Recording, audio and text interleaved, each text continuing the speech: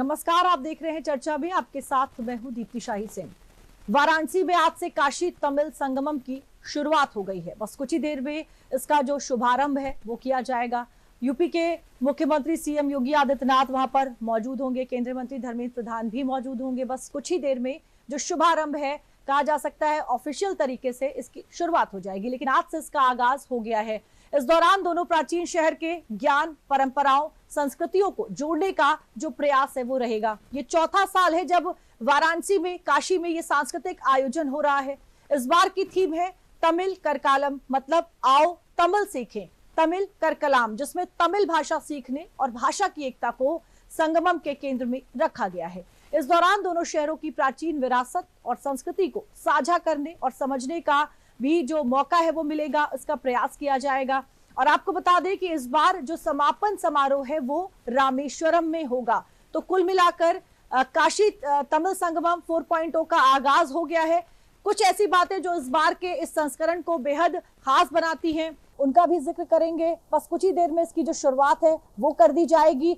लेकिन क्या कुछ मायने हैं इस बड़े समारोह के, उसे समझने की कोशिश करेंगे। जरा सबसे पहले आपको आज की कुछ बड़ी तस्वीरें दिखा देते हैं, किस तरह से बीते कई दिनों से काशी तमिल संगमम को लेकर जो तमाम तैयारियां हैं वो लगातार की जा रही थी। और अब आज से लेकर अगले 15 दिन तक इसका जो आयोजन है, भव्य आयोजन है, वो किया जाएगा, जहां पर काशी और तमिलनाडु के तमाम जो लोग हैं आपस में अपने विचारों का आदान प्रदान करेंगे। 4 बड़ी तस्वीरें जरा एक बार देख लीजिए काशी तमिल संगमम से जुड़ी हुई। आपको हम लाइव तस्वीरें दिखा रहे हैं फिलहाल। वहां पर देखिए जो भव्य तैयारियां हैं वो बीते कई दिनों से चल रही थी। और 4 बड़ी तस्वीरें 2022 की बात करें, आपको बताते चले जो पहला संस्करण है 2022 में इसकी शुरुआत हुई थी, 2023 में दूसरा संस्करण और 2025 में ही तीसरा, और अब एक बार फिर से 2025 में ही जो चौथा संस्करण है उसकी शुरुआत आज से हो गई है। एक भव्य आयोजन जहां पर 2 अलग अलग जो संस्कृति है, जो परंपराएं हैं, उनको समझने का एक बड़ा जो अवसर है वो मिलता है। एक बार आपको फिर से एक बड़ी कुछ 5 बड़ी तस्वीरें दिखा देते हैं किस तरीके से बीते कई दिनों से काशी तमिल संगमम को लेकर तमाम जो बड़ी तैयारियां हैं वो हो रही थी। आपको बता दें लगभग 1500 जो डेलीगेट्स हैं वो काशी पहुंच गए हैं इस भव्य समारोह के लिए। 5 बड़ी तस्वीरें देख लीजिए। चौथे संस्करण की भव्य तैयारी किस तरीके से हो रही है। तमिलनाडु से आए यात्रियों का भव्य जो स्वागत है वो किया गया।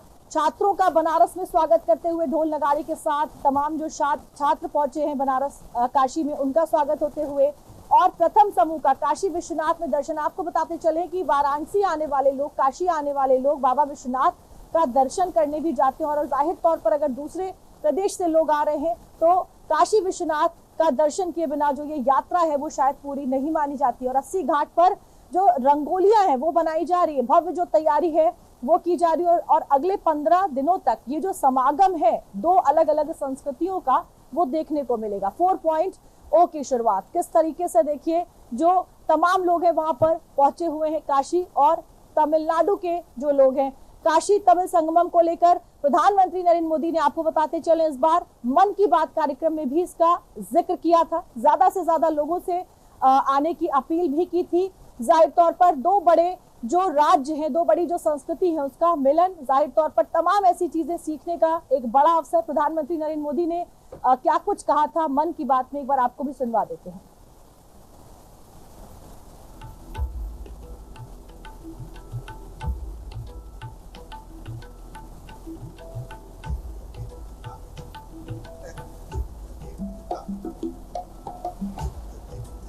ये सेलिब्रेशन वास्तव में भारत की विविधताओं और विशेषताओं का सेलिब्रेशन है और इसलिए काशी तमिल संगमम अपने आप में विशेष है, अद्वितीय है।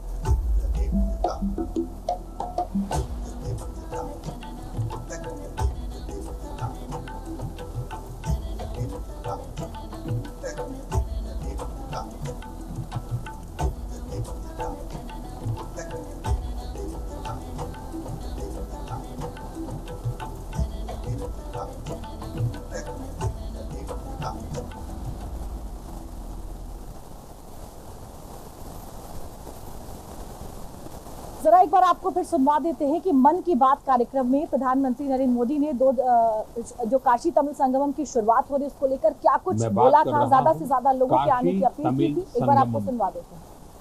2 दिसंबर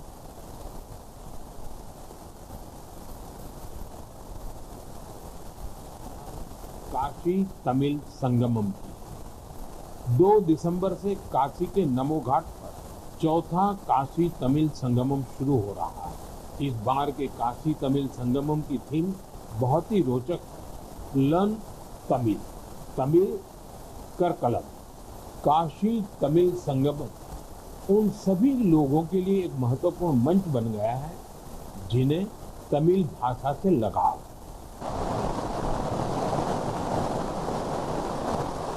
तो हमारे साथ कुछ खास मेहमान जुड़ गए। सबसे पहले उनसे आपका परिचय करा दूं। हमारे साथ रुद्र प्रताप दुबे जी हैं, राजनीतिक विश्लेषक हैं।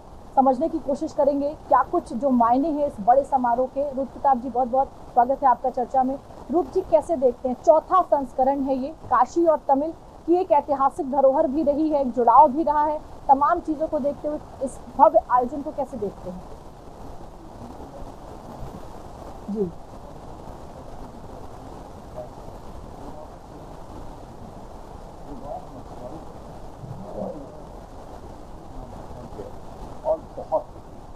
और फिल्म के हिट होने के बाद ये था कि आज वो न्यूजीलैंड के सबसे बड़े टूरिस्ट हब के तौर पर वो गांव विकसित हो चुका है। और न केवल वो गांव बल्कि उससे जुड़े गांव और पूरा न्यूजीलैंड, नीदरलैंड वो सारे टूरिस्ट हब के तौर पर विकसित हो चुके हैं। देखिए, कला और संस्कृति वो सॉफ्ट पावर होती है जिसको देश या राज्य इस्तेमाल करके अपनी अर्थव्यवस्था को एक पायदान से दूसरे पायदान पर पहुँचा देते हैं। और ये अच्छी बात है कि भारत ने इसे समझ लिया। आप देखें, अयोध्या के राम मंदिर से लेकर महाकाल लोक तक और योग के पूरे विश्व में ब्रांड एम्बेसडर बनने से लेकर आप काशी तमिल संगमम, जब ये आयोजन होते हैं आप वहाँ की स्थानीय अर्थव्यवस्था को हमेशा ऊपर की ओर जाते हुए देखेंगे। जब तमिलनाडु से भारी संख्या में दर्शक और धर्मावलंबी काशी की ओर प्रस्थान करते हैं तो आप वहाँ के सिर्फ और सिर्फ होटल्स के बिजनेस को मत देखिए, आप वहाँ पटरियों रेहड़ियों वालों के भी बिजनेस को देख लीजिए, आप फूल वालों को देखिए, पूजा सामग्री बेचने वालों को देखिए, एक जबरदस्त उछाल आता है। और दीप्ति जी, आज का नहीं, सदियों पुराना रिश्ता है काशी तमिल संगमम का। आप काशी विश्वनाथ जी की जो आरती होती है वो श्रीनाथ कट्टोई छत्रप की तरफ से होती है। दिन में 3 बार 120 सालों से निर्बाध आरती हो रही है तमिलनाडु की तरफ से। भस्मी चंदन सब तमिलनाडु की तरफ से आता है। और एक लंबा रिश्ता, काव्य का रिश्ता, लेखन का रिश्ता, और हर तमिलवासी के मन में यह भावना रहती है कि विश्वेश्वर और रामेश्वर तक की दूरी में एक बार वो दूरी जरूर तय की जाए अपने जीवन काल में।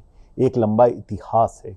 काशी में अगर आप देखें तो हनुमान जी के घाट से लेकर वो केदार घाट तक आपको मिनी तमिलनाडु मिलेगा, जहाँ की संस्कृति, भाषा, व्यंजन सब और पूरी तरीके से दक्षिण भारतीयों को समर्पित है। एक इंटरेस्टिंग फैक्ट दीप्ति जी आपको बताता हूँ, 1950 के बाद बनारस में जो सिनेमा हॉल होते थे उनका मॉर्निंग शो तमिलनाडु की फिल्मों से सजा होता था। दक्षिण भारतीय की फिल्में वहाँ पर प्रचारित और प्रसारित की जाती थी क्योंकि एक बड़ा वर्ग वहाँ पर रहता था। तो इतनी बड़ी संस्कृति विरासत को समेटा है प्रधानमंत्री मोदी जी ने, और एक विजनरी नेता के तौर पे उन्होंने इसे आगे बढ़ाया। ये जब दोनों संस्कृतियां आपस में मिल रही दीप्ति जी, तो वास्तव में संस्कृतियां नहीं मिल रही, ये एक अर्थव्यवस्था का जुड़ना है, भाषा और संस्कृति का जुड़ना है। और साथ ही साथ अब उत्तर प्रदेश को किसी ब्रांड एम्बेसडर की जरूरत नहीं। जो इतने तमिलवासी वापस उत्तर प्रदेश से अपने प्रदेशों में जाएंगे वो एक ब्रांड एम्बेसडर का ही भूमिका निभाएंगे कि उत्तर प्रदेश इतने वक्त कितना बदल चुका है। बिल्कुल। रुद्र प्रताप जी, आपको अभी रोकूंगी। हमारे सहयोगी आशुतोष जो है सीधा हमारे साथ काशी से जुड़ रहे हैं। आशुतोष, क्या कुछ अपडेट है आपके पास आज काशी तमिल संगमम को लेकर? देखिए दीप्ति, इस वक्त जो है दो पुरातन संस्कृतियों का आपसी मिलन के चौथे संस्करण का विधिवत जो है इनाग्रेशन हो रहा है। हमारे ठीक सामने जो है यहाँ पर मुख्यमंत्री योगी आदित्यनाथ, केंद्रीय मंत्री धर्मेंद्र प्रधान और सूचना प्रसारण मंत्री एल मुरुगन, सारे लोग उपस्थित हैं जो इस पूरे समारोह को जो है विधिवत इसका जो है शुभारंभ कर रहे हैं। चौथा संस्करण है। और अगर इसकी प्राचीनता को लेकर के हम बात करें इस चौथे संस्करण की, और साथ में काशी तमिल के साहित्य और संस्कृतियों को लेकर के, तो निश्चित रूप से ये प्रधानमंत्री नरेंद्र मोदी की सोच जो है एक ऐसी सोच है कि जो एक भारत श्रेष्ठ भारत के दिशा में एक महत्वपूर्ण कदम जो है हम कह सकते हैं। अगस्त मुनि वाराणसी से निकल करके तमिलनाडु तक गए थे। कन्याकुमारी के विश्वेश्वरनाथ जब विश्वेश्वरनाथ वाराणसी से मिलते हैं तो निश्चित रूप से दो संस्कृतियों का आपसी मिलन होता है, और संस्कृति ही नहीं केवल सभ्यता और उसके साथ जो साहित्य है वो सारा कुछ का समागम यहाँ पर पूरी तरीके से दिखाई देता है। कल आज सुबह जो है यहाँ पर पहला जत्था तमिलनाडु से 216 लोगों का आया था, जिसमें कन्याकुमारी से लेकर के तमिलनाडु के आसपास के 216 लोग थे, जिनमें 50 अध्यापक हैं। जो 50 अध्यापक अगले जो है 15 दिनों तक रह करके यहाँ पर तमाम विद्यालयों में जो है तमिल भाषा की शिक्षा देंगे।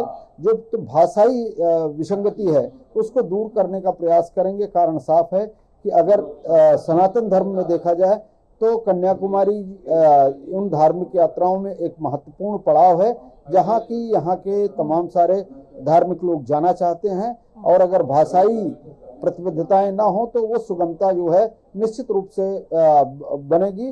और इसी को जोड़ते हुए और जो भारत का एक बहुआयामी, बहुभाषाई, बहुसांस्कृतिक स्वरूप है उसको एक सूत्र में पिरोने के लिए कहीं न कहीं ये जो है भारत सरकार और प्रधानमंत्री नरेंद्र मोदी की एक पहल है। आज जिस तरीके से मैंने यहाँ पर देखा है कि उत्साह के साथ लोग यहाँ पर आए थे, उसमें विद्यार्थी थे, किसान थे, शिक्षक थे, और सारे लोगों ने इस बात की सराहना की कि हम जिस उत्तर भारत को देखना और जानना चाहते थे उसको जो है इतनी सुगमता से सरकार ने हमारे लिए जो है प्रस्तुत किया है। तो निश्चित रूप से हम उसका लाभ उठाएंगे और साथ में उत्तर के लोगों को तमिलनाडु या दक्षिण की जो हमारी संस्कृति है उसमें जो है समाहित करने का प्रयास करेंगे। खास तौर पर अगर हम कहें तो रामेश्वर से विश्वेश्वरनाथ तक की यह यात्रा एक ऐसी यात्रा है जो एक भारत श्रेष्ठ भारत के महत्वपूर्ण सोच को कहीं न कहीं बलवती बनाती है। दीप्ति। बिल्कुल आशुतोष, आप हमारे साथ बने रहे, आपके पास वापस आऊंगी। हमारे साथ रूद प्रताप जी हैं स्टूडियो में। रूद प्रताप जी, इस बार का जो 4.0 संस्करण है कहा जा रहा है कई मायनों में खास है। खास तौर से देखिए इस बार अध्यापक जो हैं आए हैं, छात्रों को सिखाएंगे, यहाँ के छात्रों को मौका मिलेगा वहाँ की जो भाषा है वो सीखने का, इसी तरह से वहाँ से भी जो छात्र आए हैं उनसे भी बातचीत। तो क्या आपको लगता है ये एक बड़ी पहल है खास तौर से युवाओं के लिए, इन तमाम छात्रों के लिए? जी निश्चित तौर पे तमिल करकलाम की ये जो प्रेरणा है ये अपने आप में अद्भुत है। आशुतोष जी वहाँ पर हैं, वो इस बात को आपको बताएंगे। और चूंकि मैंने भी 1.0 और 2.0 को बहुत करीब से देखा तो मैं आपको बताऊंगा कि पहले दो संस्करणों में भाषाई चुनौतियां थी। उसके लिए प्रधानमंत्री मोदी के नेतृत्व में जो IT मिनिस्ट्री है उन्होंने एक भाषाणी ऐप करके लॉन्च किया था। वो भाषाणी ऐप में अगर आप जैसे कोई भी भाषा बोलें और आप उसका ट्रांसलेशन चाहते हैं तो वो वॉइस नोट पे करता है। और ये मैं इस बात का गवाह हूँ कि मैंने देखा है बनारस में ऑटो रिक्शा वालों को जो तमिल में भाषी थे उनसे बात कर रहे थे, वो उस ऐप के थ्रू उसको हिंदी में ट्रांसलेट करके उनकी बात का जवाब दे रहे थे। तो देखिए इस तरह के प्रयोग हो रहे थे, पहले में भी हुए, दूसरे में भी हुए, लेकिन ये प्रयोग आपको भारत के अंदर बहुत लंबे समय तक नहीं चलाना चाहिए। तो उस प्रयोगों को थामने के लिए, भाषाई चुनौतियों को के सेतु को बांधने के लिए एक नई पहल, और ये अच्छी पहल है। देखिए हम लोग रशियन सीखते हैं, जर्मन सीखते हैं, लेकिन हम लोग ध्यान नहीं देते कि भारत में इतनी अधिक भाषाएं, बोलियां हैं, चाहे वो डोगरी हो, चाहे वो अवधी हो, चाहे वो तमिल हो, इन्हें भी सीखना चाहिए। और अब जब बनारस पूरी तरीके से खुल रहा है तमिल वासियों के लिए हर साल, इस बार आप देखें फरवरी में भी ये काशी तमिल संगम था, अभी दिसंबर में भी है, तो जब हर साल इतना बड़ा व्यापार आपके पास आ रहा है तो आपको ये कोशिश करनी चाहिए कि आप किस तरीके से इन भाषाई चुनौतियों से निपट सकें। बड़ी बात है कि यूनिवर्सिटी के शिक्षकों को साथ लिया गया है और एम्बेसडर्स के तौर पर नए उम्र के लड़के लड़कियों को आगे किया गया। ये एक अच्छा प्रयोग है। मन की बात में भी जब प्रधानमंत्री मोदी ने परीक्षा की चुनौतियों पर बात करना शुरू किया था तो उन्होंने कहा था कि आपको भाषाई चुनौतियां पार करनी है तो पहले राज्य की भाषाएं सीखें। और इस बार आपको काशी तमिल संगमम में जो एक सबसे सकारात्मक चीज़ दिखने जा रही, तमाम चीज़ों के बीच में, मैं हमेशा से ये कहता हूँ कि आप जब भी काशी तमिल संगम जाते हैं तो कुछ भाषा या संस्कृत से नए शब्द लेके आते हैं। देखिए बनारस वड़क्कम को बहुत अच्छी तरीके से जान गया है। अब उससे आगे के पायदान पे चल रहा है। ना वो केवल तमिल सीखने की कोशिश कर रहा है, बल्कि तमिल व्यंजनों को वो साउथ इंडियन डिश में ना डालकर इंडियन डिश में डाल रहा है। इस तरह के छोटे छोटे प्रयोग मुझे लगता है प्रतीकात्मक तौर पर हो रहे हैं, लेकिन ये बड़े संदेश हैं और बड़े दूरगामी इसके प्रयास होंगे। दीप्ति जी। जी बिल्कुल, आपने सही कहा कि एक जो बड़ा प्रयास है, बड़ी जो पहल है वो की गई और जाहिर तौर पर इसके जो दूरगामी असर हैं वो भी दिखाई देंगे। देखिए, अभी हम बात कर रहे थे रुद्र जी कि एक जो कनेक्शन है वो बहुत पुराना है। अगर हम काशी की बात करें, तमिलनाडु की बात करें, तो एक आपसी कनेक्शन, और शायद उसी को ध्यान में रखते हुए जो ये समारोह है, इस तरह का जो आयोजन है, वो बीते कई सालों से किया भी जा रहा है। लेकिन क्या आपको लगता है कि वो सारी जो कनेक्टिविटी थी, कहीं ना कहीं वो जो जुड़ाव था वो खत्म हो रहा था? लेकिन अब एक बार फिर से जब काशी तमिल संगमम जैसे आयोजन होंगे तो एक बार फिर से काशी के लोगों को, तमिलनाडु के लोगों को एक दूसरे के साथ मिलने का, करीब से जानने का जो एक मौका है वो फिर से मिलेगा। निश्चित तौर पर दीप्ति जी, देखिए, हम लोग बिहार को कभी नहीं कहते कि वो भारत के उत्तर में है या पूर्व में है कि वो पूर्व प्रदेश है, लेकिन हम लोगों ने साउथ से इतनी दूरी हो गई कि हम लोगों ने दक्षिण भारतीय कहना शुरू कर दिया। ये गैप इसीलिए दीप्ति जी भरा क्योंकि भाषा बोली अलग हो गई और मिलना जुलना कम होता चला गया। इवन आप जब व्यंजनों की भी बात करते हैं, आप पंजाबी व्यंजनों को बहुत कम पंजाबी होता हुआ पाएंगे। कुछ एक व्यंजनों को छोड़ दें वो भारतीय हो गए हैं। आप देखें, बिहारी व्यंजन भारतीय हो गए, लेकिन अभी साउथ इंडियन, अभी भी व्यंजन साउथ इंडियन बने हुए। वो जो सेतु बंध का काम है वो प्रधानमंत्री जी ने शुरू किया। निश्चित तौर पे जो आपने कहा, ऐतिहासिक संबंध रहे।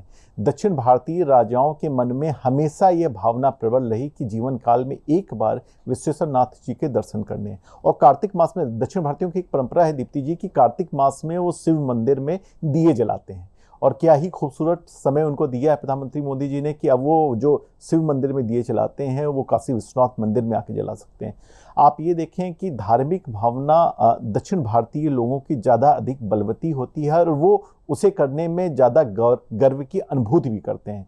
दक्षिण भारत के मंदिरों को आप देखें, उनके शिखर को देखें, उनकी बनावट को देखें, तो आपको समझ में आएगा कि मंदिरों से या धर्म या संस्कृति, अध्यात्म से उनका जुड़ाव कितना गहरा है। प्रधानमंत्री मोदी जी ने इस बात को समझा और वो पुराना श्री कठगोई का जो तमिल शास्त्रीय काव्य है, जो ये कहता है कि हर दक्षिण भारतीय अधूरा है जब तक उसको विश्वनाथ जी का दर्शन ना प्राप्त हो, प्रधानमंत्री जी ने उस भाव को समझा। देखिए, बहुत दिन से ये हो रहा था कि उत्तर भारत और दक्षिण भारत में दूरी बढ़ रही है, पार्टी कैसे जाएगी इस पर काम नहीं हो रहा था।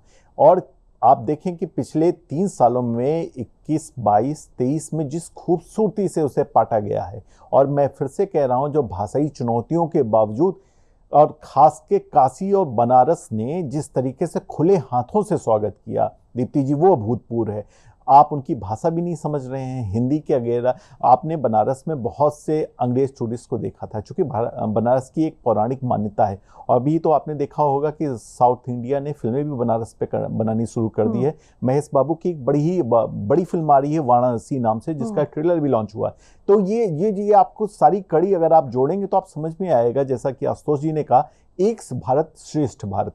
अब कोई दक्षिण नहीं है, कोई उत्तर नहीं है, हम सब लोग एक हैं, हम लोग को मंदिर एक हैं। भाषाई चुनौतियों से पार पाना है, वो धीरे धीरे मिलने जुलने से वो भाषाई चुनौतियां भी खत्म हो जाएंगी। बिल्कुल सही कहा आपने। और एल मुरुगन है, सूचना प्रसारण मंत्री हैं तमिलनाडु के, क्या कुछ उन्होंने कहा इस पूरे आयोजन को लेकर, इस समागम को लेकर, एक बार जरा वो भी सुन लेते हैं। माननीय श्री नरेंद्र मोदी जी का इनिशिएटिव है। 4 साल पहले जो इनिशिएटिव, वो बहुत बड़ा इनाग्रेशन हमारा प्रधानमंत्री जी ने इधर करा। प्रधानमंत्री जी का उनका खुद का कॉन्स्टिट्यूंसी में इधर से हर साल एक नया कॉन्सेप्ट लेके हमारा काशी तमिल संगम आगे बढ़ रहे हैं।